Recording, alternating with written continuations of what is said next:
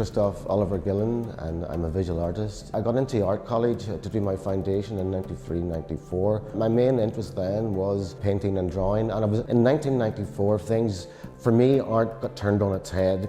When it was on a Wednesday afternoon, we were doing foundation, we got a half day, and on that we go out to all the various galleries to see what was there. So I ended up on the Dublin Road Gallery, and as soon as I went in, there was this huge painting on the wall, like an action man, and it nearly jumped out and off the wall. So I left the gallery scratching my head and going like, I need another language and a material to articulate what's going on in my own head and what's going around the surrounding community where I was living.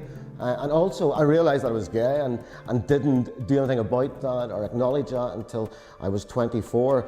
So that moment in 1994 was a major turning point for me, where my whole idea of what art was got turned upside down on its head. And then from there, I started to address social and humanitarian issues. So basically, from '94 right up until now, my work has progressed.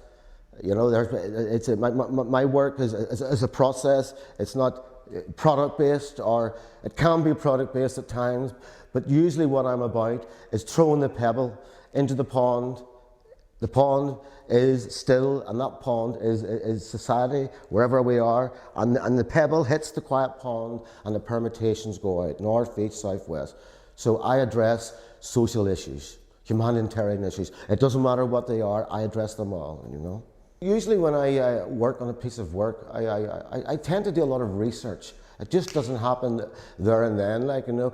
But given that said, sometimes when situations have happened here in Northern Ireland, in particular Belfast, especially in particular in this piece of work, this work wasn't planned as such, like, but how this happened was that in March of last year, 2014, our Polish community and dear friends were being attacked. Their houses were being attacked in East Belfast. So right on the spur of the moment, I decided to make a piece of work in acknowledgement of that. So what I did was I got 10 inches of red ribbon, 10 inches of white ribbon. I attached the red and white ribbon to the branch, and I proceeded to walk slowly along Bedford Street and into the front of the City Hall. So on my right hand I was carrying the branch with the ribbons attached, red and white, representing the Polish flag, and in this I was carrying a wee suitcase filled with Irish peat.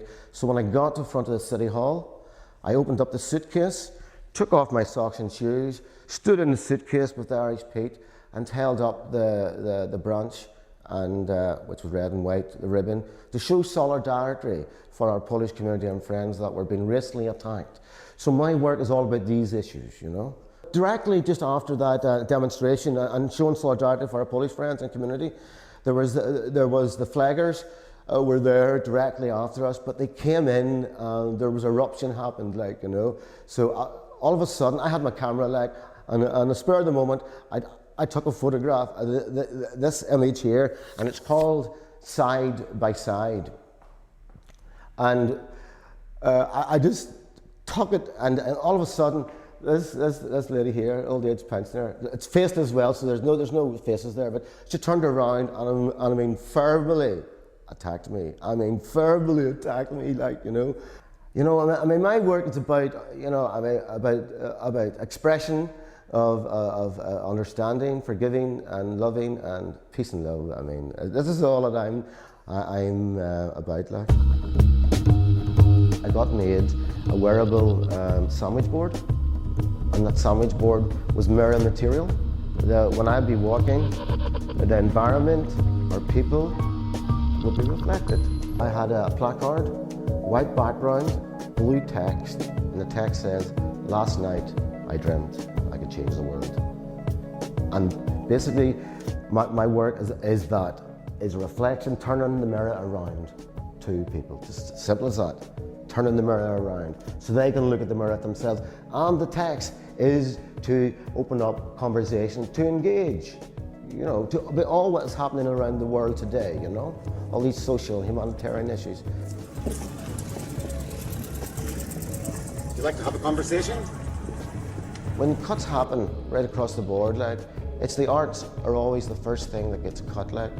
But the arts have got so much to give to society, culturally, politically, all of that. It's very difficult to maintain a practice because a lot of artists who are working full time find it difficult to maintain their practice because of reality of living cost. There should be more beneficial help for artists right across the board.